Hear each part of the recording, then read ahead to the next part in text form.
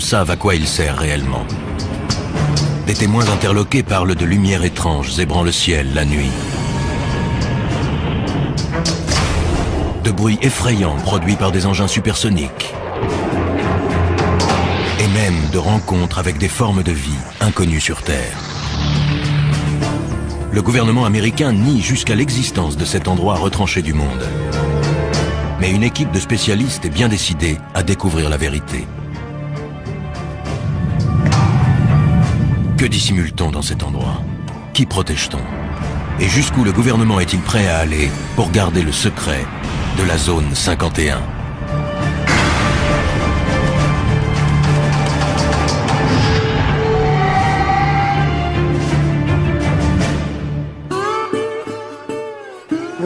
Ce qui est troublant, c'est qu'on nie son existence. La zone 51 ne ressemble à aucune autre base militaire américaine. Situé au cœur du désert du Nevada, ce complexe top secret est entouré de montagnes abruptes et inhospitalières.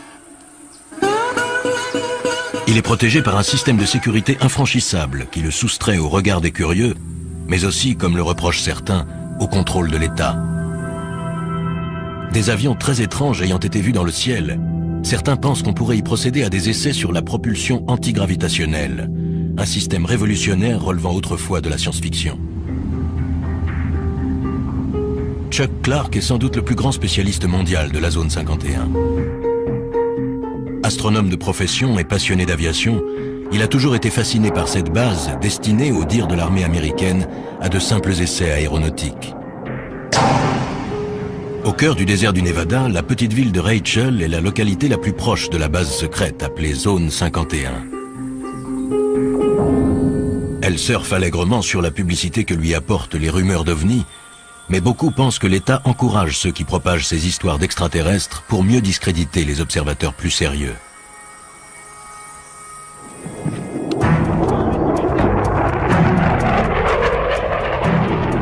Chuck Clark s'est installé à Rachel pour surveiller et noter les moindres activités de la base.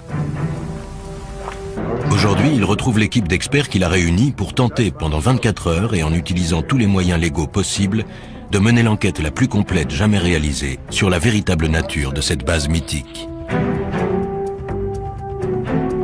Leur mission, une journée et une nuit à l'affût du moindre indice, pour découvrir ce que l'État cache derrière les murs de la base militaire la plus protégée au monde.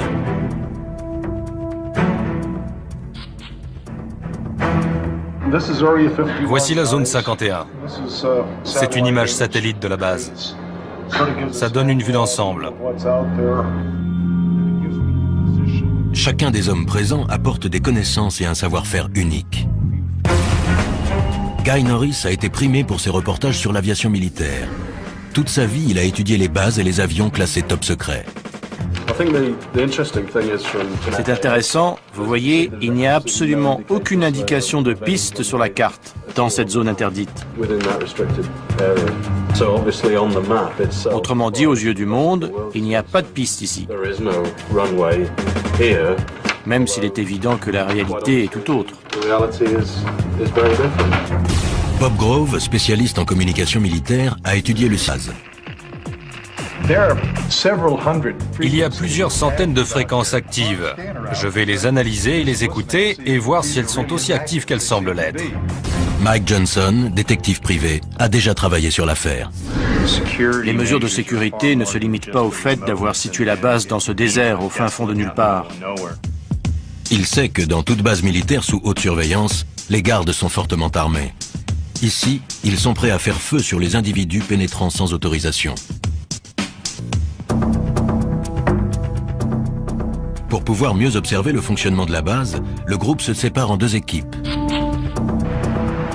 La première s'occupera de la surveillance électronique. Mike et Bob vont faire le tour de la base pour étudier de plus près son système de sécurité.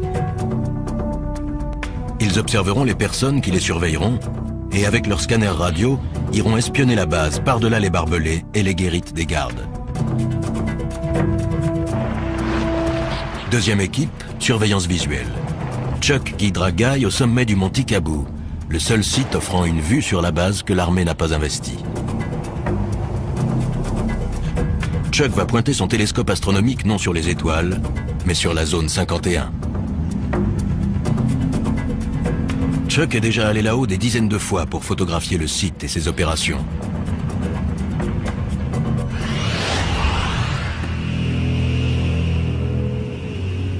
Il y a 10 ans, pour sa retraite, il est venu s'installer à Rachel pour étudier les derniers modèles de l'aviation militaire.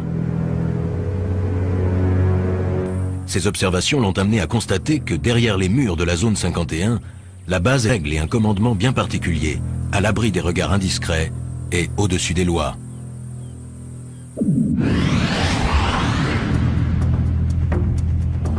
Chuck a découvert jusqu'où pouvaient aller les mesures de sécurité sur la zone. Un jour, alors qu'il marchait dans le désert, il est tombé sur ce qu'il croyait être les débris d'un avion. J'ai voulu sortir le truc du sable par curiosité et j'ai vu une antenne qui dépassait. J'ai dégagé le sable. C'était un émetteur relié à un détecteur placé dans une boîte en plastique. Chuck venait de découvrir un détecteur de mouvement, placé non pas dans la zone tampon sécurisée, mais à des kilomètres du périmètre de la base secrète, dans un espace public. Pour Chuck, ces détecteurs viennent s'ajouter à la longue liste de moyens mis en place par la base pour surveiller de près les faits et gestes d'innocents citoyens.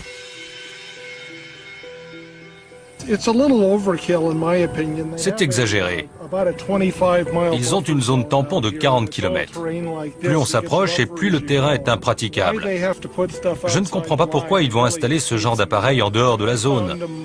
J'en ai trouvé dans la vallée d'à côté, à plus de 12 km de la limite et à 1 km de l'autoroute 375.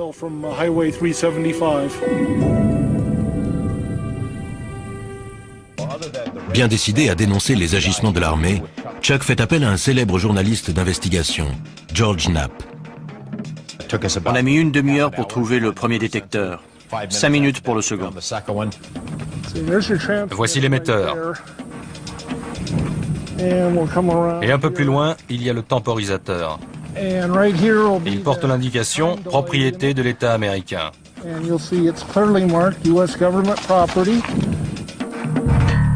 Au total, les deux hommes découvrent plus d'une dizaine de détecteurs destinés à transmettre des informations à la zone 51.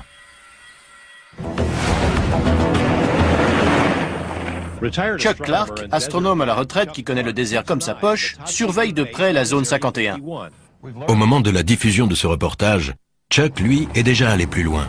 Il a découvert un moyen de franchir les barbelés et de pénétrer à l'intérieur de la base sans se faire arrêter.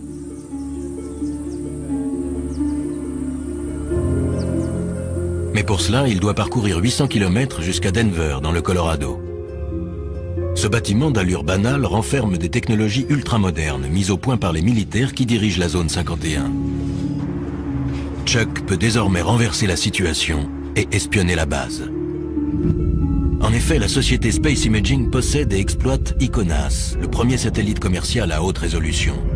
Ce satellite met 98 minutes pour effectuer une révolution autour de la Terre, et les images aériennes qu'il fournit sont tellement précises qu'il peut isoler le bâtiment qui finance la zone 51, le Capitole. Chuck, pourquoi cet intérêt pour cette zone? Je me suis installé là-bas il y a 10 ans, et quand je n'observais pas les étoiles et le ciel, je pointais mon télescope sur la base. Ça doit leur plaire. Ils adorent. Les photos aériennes d'ICONAS permettent à l'équipe de Space Imaging de créer une réplique fidèle en 3D de la zone 51. L'État américain n'apprécie guère Chuck, mais il ne peut empêcher Space Imaging de lui offrir son premier aperçu de l'intérieur de la base ultra secrète. Ça alors. C'est la zone 51 reconstituée grâce aux images d'ICONAS. On peut la survoler à l'aide de ce logiciel.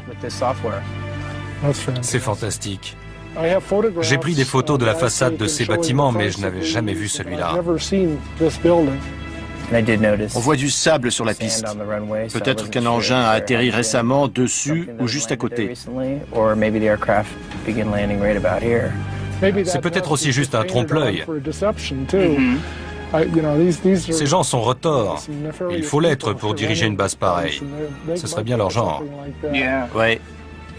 Vous allez diffuser ça? Je suis un peu Little Brother surveillant Big Brother. À force d'être à l'affût de détails, on finit par comprendre des choses. C'est aussi sécurisé qu'on le dit et qu'on le voit à la télé? Sans doute plus encore. Ils ont installé des détecteurs à des kilomètres de la zone. Ils vous repèrent bien avant que vous n'approchiez de l'enceinte. Je ne vais pas disparaître après ça. Ça se pourrait. Une fois sa mission accomplie, Chuck reprend aussitôt la route, impatient de faire part de ses découvertes au reste de l'équipe. Mais pendant la zone 51, le gouvernement fédéral lançait déjà sa contre-attaque. Un coup dur attendait Chuck. Un ami m'a appelé. Le FBI était avec lui et m'a demandé ce que je fabriquais dans la zone 51. Il laissait sous-entendre que Chuck allait passer un mauvais quart d'heure.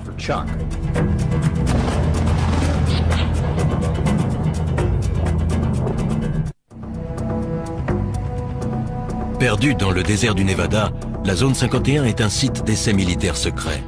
Elle est à l'abri des regards indiscrets grâce à une zone tampon de 40 km, des montagnes et un environnement inhospitalier. Deux équipes d'enquêteurs ont décidé d'épier et de noter les moindres mouvements et les moindres bruits. Si tout se passe comme prévu et si les gardes de la base les laissent tranquilles, les deux équipes se retrouveront 24 heures plus tard. Chuck Clark et Guy Norris vont s'installer au sommet d'une montagne munis d'un télescope et d'un appareil photo. On est au milieu de nulle part. On est à 35 km dans l'arrière-pays. Le plus dur les attend encore. Ils ont devant eux 2 bonnes heures de marche pour gravir le mont Tikabou. Ça fait combien de haut? Un peu moins de 2500 mètres. On est à 2100 ici. Là, on est vraiment tout seul, non? Ça, c'est sûr. On sera dans de beaux draps si on se casse une jambe. Chuck Clark va au-devant de graves ennuis. George Knapp ayant révélé qu'il avait découvert des détecteurs de mouvement cachés hors du périmètre légal de la zone 51, le FBI a décidé de lui donner une leçon.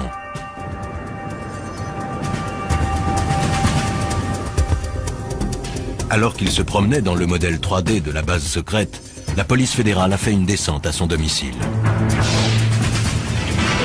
Le FBI a confirmé qu'une perquisition avait eu lieu hier soir au domicile d'un observateur militaire dans la petite ville de Rachel, à proximité de la mystérieuse base militaire appelée Zone 51. Un reportage exclusif. La perquisition a été menée par une unité d'intervention antiterroriste. Le mandat est sous scellé et le FBI refuse de dire ce qui a été saisi au domicile de l'intéressé. Je passais par là en voiture et j'ai remarqué qu'il y avait des types devant la maison de Chuck. Bill Whiffen habite non loin de là. Il savait que Chuck était absent. Pensant tout d'abord qu'il s'agissait d'un cambriolage, il a saisi son appareil et a pris des photos.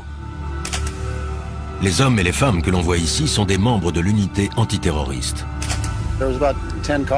Il y avait une dizaine de voitures et plus d'une dizaine de personnes. J'ai reconnu les insignes et le sigle FBI sur leur veste. Je les ai photographiés. Ils remplissaient des cartons et ils ont emporté un disque dur. Chuck arrive chez lui sans se douter de ce qu'il attend. Voyons voir. Tiens, c'est bizarre. Chuck a perdu le fruit de son travail, mais il se sent aussi traqué dans son intimité et menacé. Le mandat et la liste du matériel confisqué ont été laissés sur la table de sa salle à manger. C'est juste un mandat de perquisition. Ils ont laissé une carte. Et l'inventaire, je suppose. Voyons ça. Mandat de perquisition de la Cour américaine. Unité antiterroriste du Nevada. Rien que ça. Chaque recoin de la maison a été soigneusement fouillé. Ils ont pris un tas de trucs. Des scanners, des radios. Ils ont embarqué 6 disquettes, 15 CD, des photos de la zone 51, des négatifs, 2 albums de photos et l'écran. Ça, je ne vois pas pourquoi. Qu'est-ce qu'ils espèrent tirer d'un écran? Ah, le téléphone. Les nouvelles vont vite. Des voisins et des amis appellent. Allô? Apparemment, le FBI est passé chez moi en mon absence. Non, je n'ai pas encore disparu. C'est pour ce soir. Ce que je fais ne leur plaît pas, mais ce n'est pas illégal. Ils n'ont pas dû apprécier qu'on raconte qu'ils ont placé des détecteurs sur l'espace public. Leur message était clair. Arrêtez.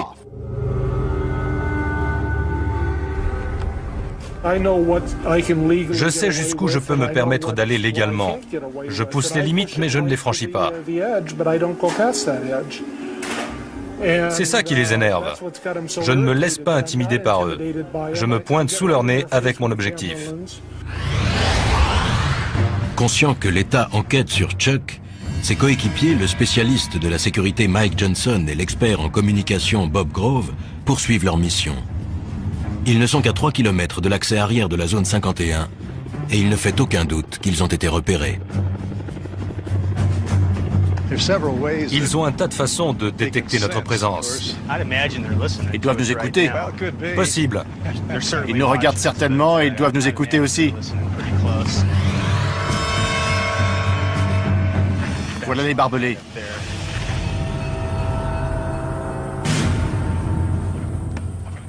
Les deux hommes décident de longer les barbelés sans quitter des yeux le bâtiment des gardes. Voyons ce qu'on va trouver. Il y a des détecteurs sur la clôture là-bas. La boîte blanche. C'est bien possible. Allons voir ça de plus près. Ils sont visiblement sous surveillance. J'irai pas plus loin. Oui, allons voir s'il y a quelque chose de l'autre côté de la route. À environ 100 mètres de distance, ils voient pour la première fois les forces de sécurité privées engagées pour protéger la zone 51. Sur la base, on les appelle les camos, à cause de leur tenue de camouflage beige. Bob et Mike aimeraient s'approcher, mais ils savent qu'un pas de trop compromettrait leur mission. Ce n'est pas le moment de prendre des risques. Je tiens pas à aller en prison. Mike et Bob opèrent un repli stratégique.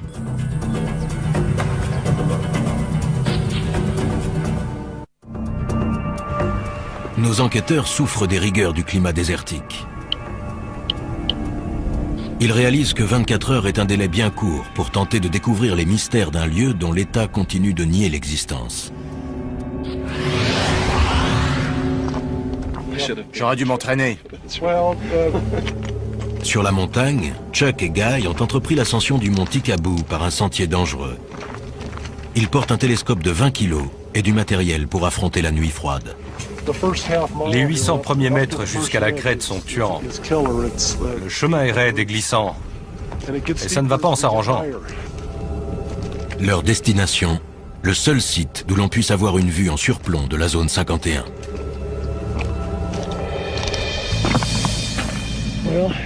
Nous voici au sommet. C'est vraiment spectaculaire.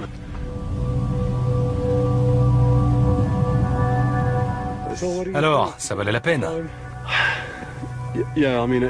J'ai du mal à exprimer ce que ça me fait d'être là. C'est bizarre.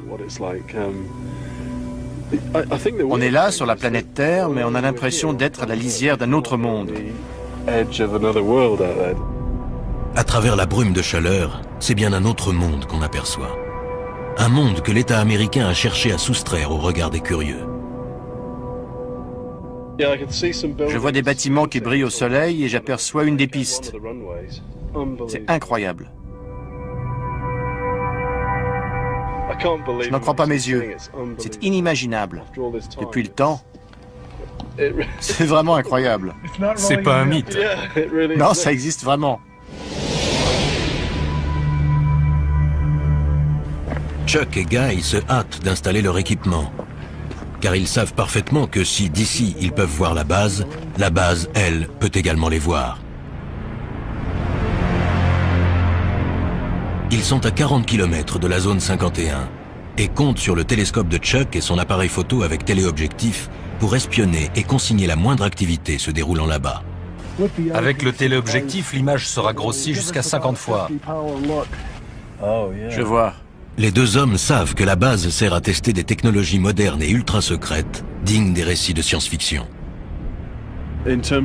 Sur ce qu'ils peuvent bien faire là-bas, on les soupçonne de plus en plus de travailler sur la propulsion antigravitationnelle. La quête du Saint Graal de l'aéronautique serait sur le point d'aboutir. On parle d'expérience sur l'antigravitation et j'ai vu 2 ou 3 trucs. Quel genre? Des objets qui s'élèvent lentement et restent en suspension durant quelques minutes, filent dans le ciel et puis s'arrêtent instantanément ou font demi-tour à toute vitesse. C'est incroyable. On ne sait jamais à quoi s'attendre. Ils testent toutes sortes de choses ici. En contrebas, dans le désert, déguisés en simples campeurs, Bob Grove et Mike Johnson s'apprêtent à écouter tout ce qui entre ou sort de la zone 51. Ils n'auront pas de vue directe sur la zone, mais Bob pourra écouter toutes les transmissions. Si un phénomène quelconque se produit, on peut le mesurer physiquement grâce à tout un tas d'instruments. Celui-ci, par exemple, vous entendez le bruit qu'il fait? Ça indique la présence d'émetteurs, ce qui est le cas puisqu'on porte tous les deux des petits micros sans fil.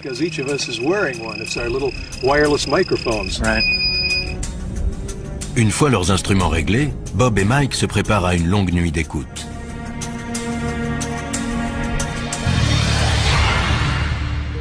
Au sommet du mont Tikabou, Chuck Clark et Guy Norris ajustent la position du télescope. Si un événement se produit, ils n'auront que quelques secondes pour réagir. C'est une nuit sans lune. On a plus de chances qu'il se passe quelque chose, non? Ça augmente les possibilités. Ils ne prendront pas le risque de faire des essais au clair de lune. Moins la lune est visible et plus on a de chances qu'ils en fassent.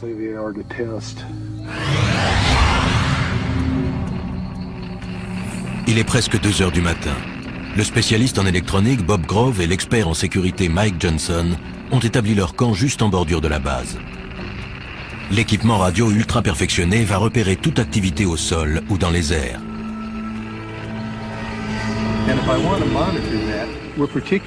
Ce qui nous intéresse particulièrement, ce sont les signaux émis dans cette gamme de fréquences, car c'est celle du gouvernement fédéral, de 160 à 170 MHz. Puis, un peu au-dessus, c'est celle de l'aviation militaire, de 225 à 400 MHz. Ils entendent tous les sons émis dans la zone 51.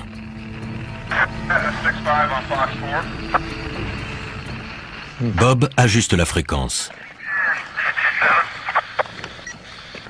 C'était quoi ce qu'on entendait à la radio? La sécurité. Il parlait de nous? Possible. Mike et Bob soupçonnent fortement la sécurité de la base de les surveiller. Toute la nuit, ils se tiendront prêts à une éventuelle intervention.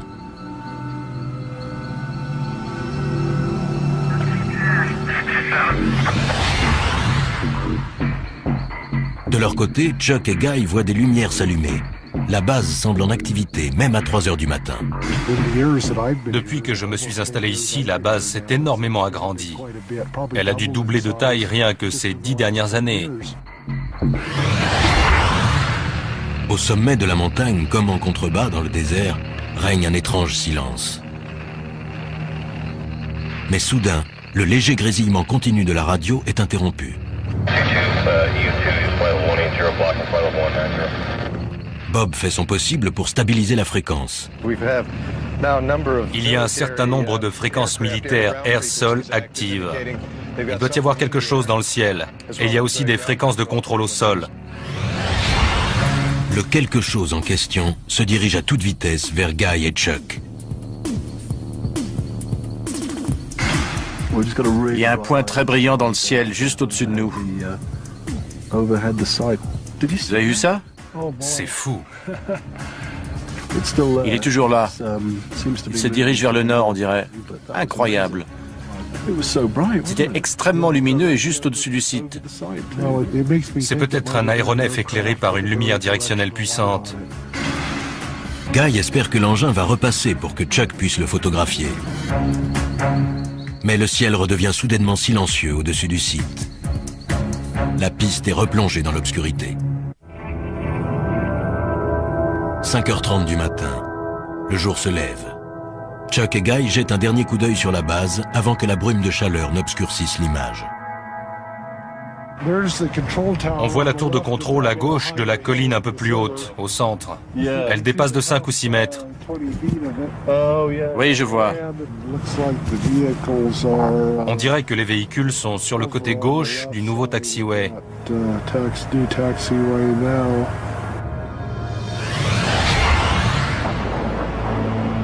Quant à Mike et Bob, en bas dans le désert, Le voilà. à 4500 mètres au-dessus d'eux, la zone 51 se manifeste. Guy aussi entend l'avion. J'ai l'impression qu'il y a un engin là-haut, Chuck. Peut-être un bombardier B-2. Il s'entraîne au ravitaillement en vol à l'aube, puis enchaîne sur 2 ou 3 heures de vol.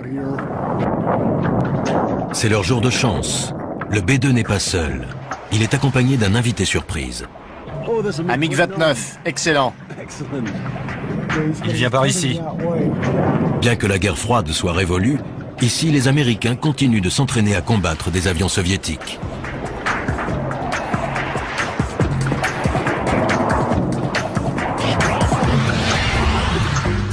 En contrebas, dans la vallée, Mike et Bob sont persuadés que la sécurité de la base les a épiés toute la nuit. Avant de retrouver Chuck et Guy, il leur reste un dernier endroit à visiter.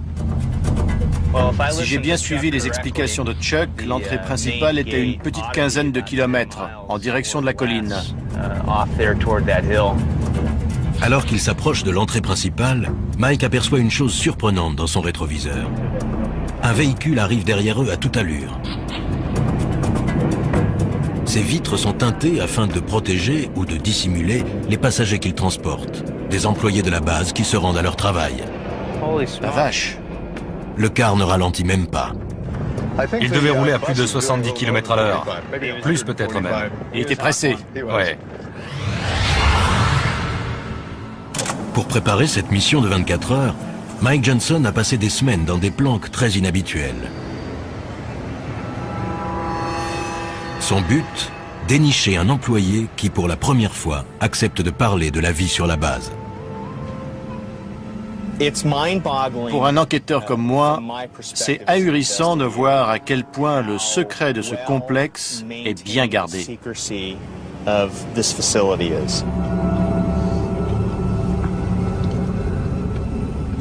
Première énigme à élucider, combien de personnes travaillent sur ce site perdu dans le désert et comment s'y rendent-elles? La zone 51 est située à 230 km au nord de Las Vegas. Depuis des années, on raconte que 5 jours par semaine, une mystérieuse compagnie aérienne transporte des centaines d'employés depuis un aéroport situé près de Las Vegas jusqu'à la base secrète. La compagnie s'appellerait Janet Air, J-A-N-E-T, ce qui signifierait en anglais « Just Another Non-Existent Terminal », encore un terminal qui n'existe pas. Quel que soit son nom, en tout cas, la compagnie existe bel et bien.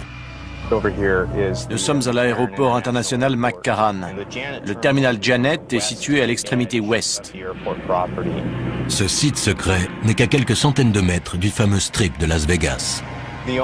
Les seules indications sont les pancartes « Attention »,« Installation sous surveillance »,« Entrée non autorisée ». Il n'est écrit nulle part de quoi il s'agit. C'est ce qu'on appelle se cacher au vu et au su de tous. En observant les avions de Janet Air, Mike a immédiatement remarqué qu'il leur manquait quelque chose. Ces appareils ne possèdent aucun signe distinctif, à part le numéro sur la queue. Tous les avions portent un numéro, sauf les avions militaires. J'en déduis donc que ces engins appartiennent à une compagnie privée.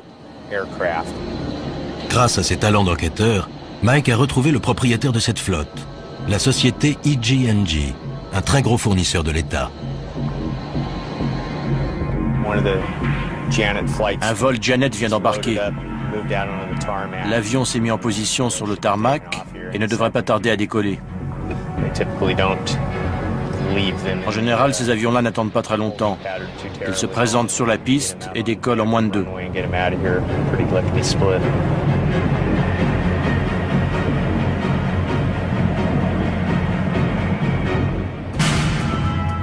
Chaque jour, des centaines d'hommes et de femmes franchissent ces grilles pour aller travailler sur la zone 51.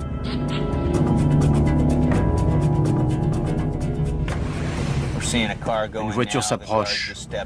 Le garde va sortir et le conducteur va présenter une pièce d'identité. Le garde se demande ce que je fais là. On s'observe mutuellement. Mike a beau être sur la voie publique, il a toutes les raisons de s'inquiéter. Le garde n'a pas quitté sa voiture des yeux. C'est clair qu'il m'a repéré. Il sait que je suis là. Ce pourrait être pour Mike l'occasion de tester le cité. Mais il sait qu'il risque de compromettre la mission ou de finir en prison.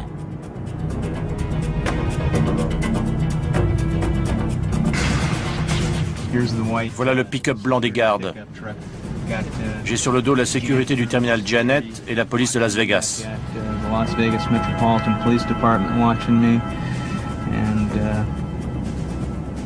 Ça m'étonnerait fort qu'aucun type en civil ou en uniforme ne vienne me demander mes papiers. L'étau se resserre non seulement au sol, mais aussi dans les airs. Il y a un hélicoptère au-dessus de nous. Mike préfère battre en retraite. Il reviendra pour poursuivre son enquête lorsque les choses se seront calmées. Les 24 heures sont presque écoulées, mais Mike et Bob touchent au but. Je vois des panneaux orange à flanc de colline, là.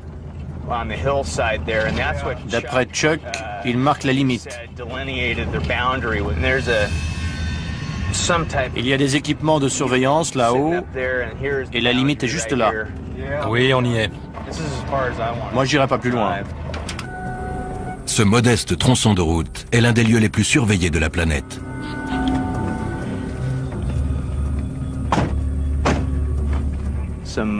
Il y a des détecteurs au sommet de la colline. On dirait qu'ils l'ont mis là-haut exprès.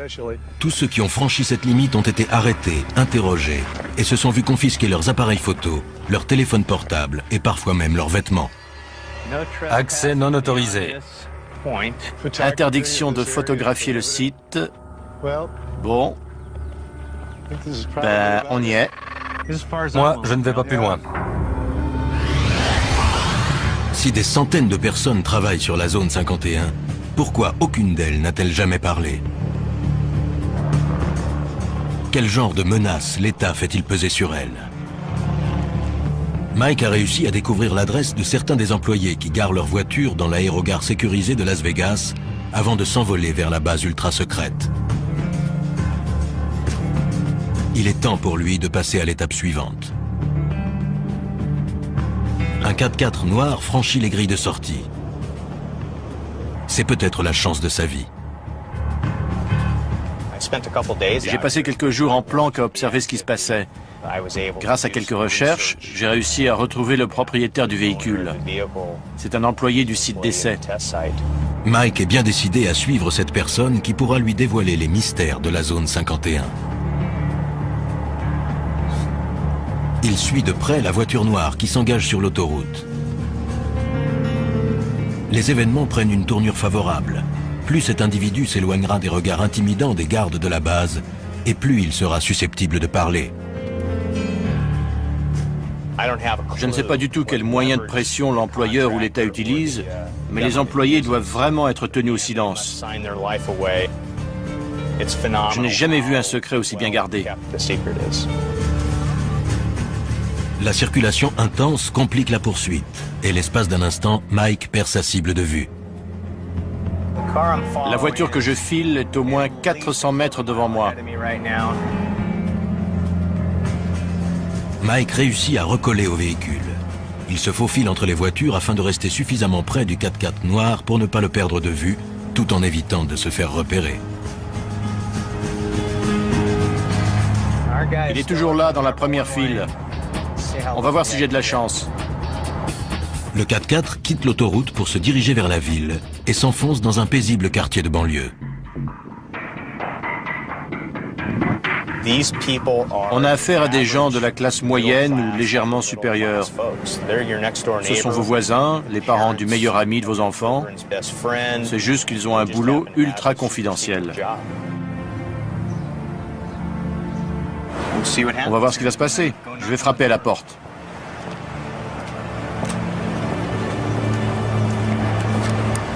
Les réponses aux questions de Mike se trouvent-elles derrière cette porte?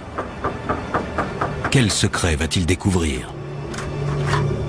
Je m'appelle Mike Johnson. Je suis détective. Je ne viens pas vous causer d'ennuis. On a vu votre véhicule sortir de l'aérogare de Janet et on aimerait que vous nous parliez de la zone 51. Pas de commentaire. La porte s'est refermée et voilà. Sa réaction me conforte dans l'idée qu'il travaille bien là-bas. Mais voilà, il refuse de parler. Les règles strictes de confidentialité imposées par l'État sont un obstacle de taille. Mais Mike est patient. Il compte bien trouver quelqu'un qui acceptera de parler. Je vais devoir approfondir les recherches, dénicher un employé mécontent et prêt à parler, ou tout au moins à reconnaître avoir travaillé sur la zone 51.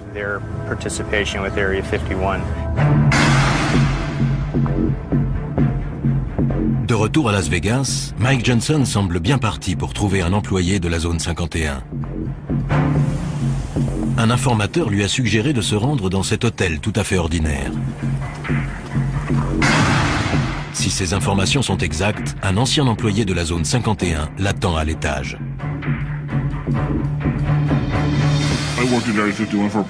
J'ai travaillé sur la zone 51 pendant environ 14 ans, des années 1980 au début des années 90. C'est gagné. L'homme est prêt à se confier, mais uniquement à condition qu'on taise son nom, qu'on masque son visage et qu'on déforme sa voix. On a mis des vies en danger et compromis, voire brisé des carrières pour garder le secret sur la nature. Mike a planqué des heures durant devant l'aérogare de Janet Air, la compagnie desservant la zone 51. Cet homme l'empruntait 5 jours par semaine. Quand on arrivait, on garait son véhicule et on pénétrait dans le terminal, où nos affaires étaient fouillées. Il vérifiait qu'on ne transportait pas de magnétophone, d'appareils photo ou de choses de ce genre. Monsieur X confirme la précision du modèle 3D de la base reconstituée d'après photosatellite. Oui, c'est tout à fait ça. Il explique qu'à l'intérieur de la base, la peur est omniprésente. Les mesures de sécurité à l'égard du personnel sont bien plus strictes que ce qu'on peut voir à l'extérieur. Quand vous appeliez chez vous, il fallait faire très attention à ce que vous disiez à votre femme ou à vos enfants par rapport à où vous étiez, quand vous alliez rentrer et par quel moyen de transport.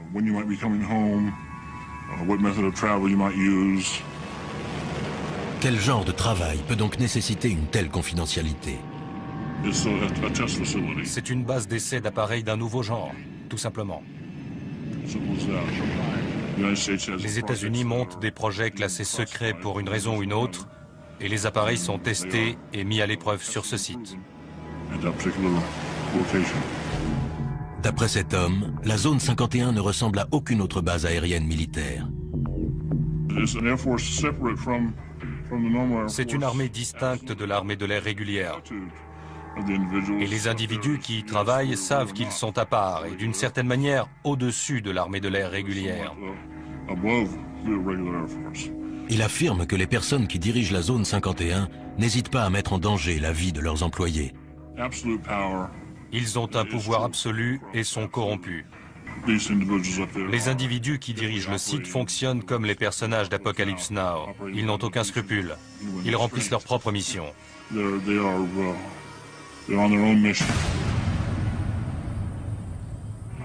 Il ajoute que quiconque critique les procédés est rapidement évincé.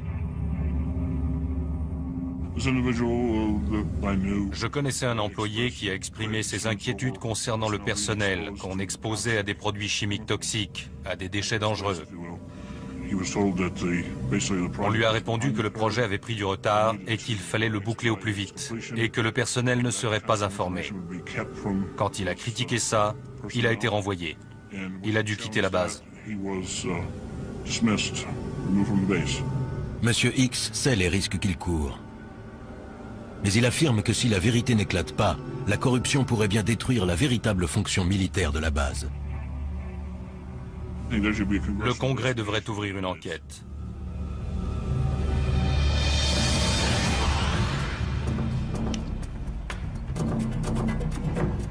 Sur le terrain, affamés et épuisés, Chuck et Guy vont devoir à présent affronter une descente raide et délicate. Ils ne seront sûrs d'avoir échappé à la sécurité qu'une fois arrivés sains et saufs au lieu de rendez-vous avec le reste de l'équipe.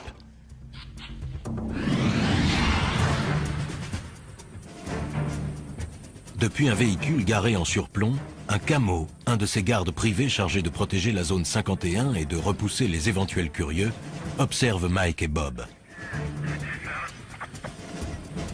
Et voilà, là, il prend son pied. Il y a un mec là-bas qui nous regarde et nous écoute en ce moment même. Il doit rigoler en m'entendant parler de lui.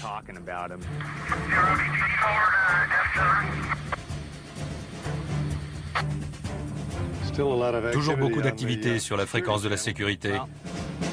On a vu tout ce qu'on avait à voir, j'irai pas plus loin. Inutile de tenter le diable. Désormais certains que la sécurité a été alertée, ils savent qu'il est temps pour eux de rejoindre Guy et Chuck.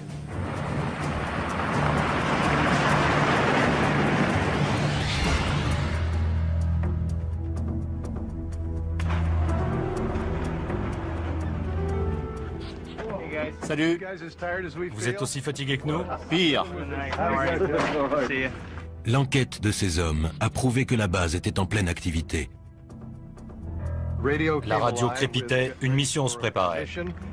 On avait une vue excellente de la base. C'était incroyable à une telle distance.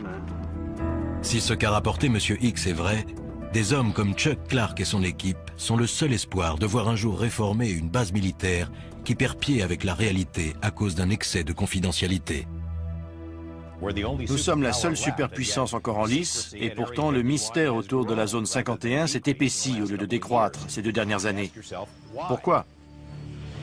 Pourquoi les militaires entourent-ils la zone 51 d'un tel mystère? Est-ce pour protéger la sécurité nationale des États-Unis ou simplement pour couvrir des activités plus troubles? En tout état de cause, le gouvernement reste muet. Alors si vous passez un jour par le désert du Nevada, allez donc jusqu'à la zone 51 et regardez à travers les barbelés qui protègent le site. Car pour Chuck et ses amis, une chose est sûre, si vous cherchez des réponses, c'est là que se trouve la vérité.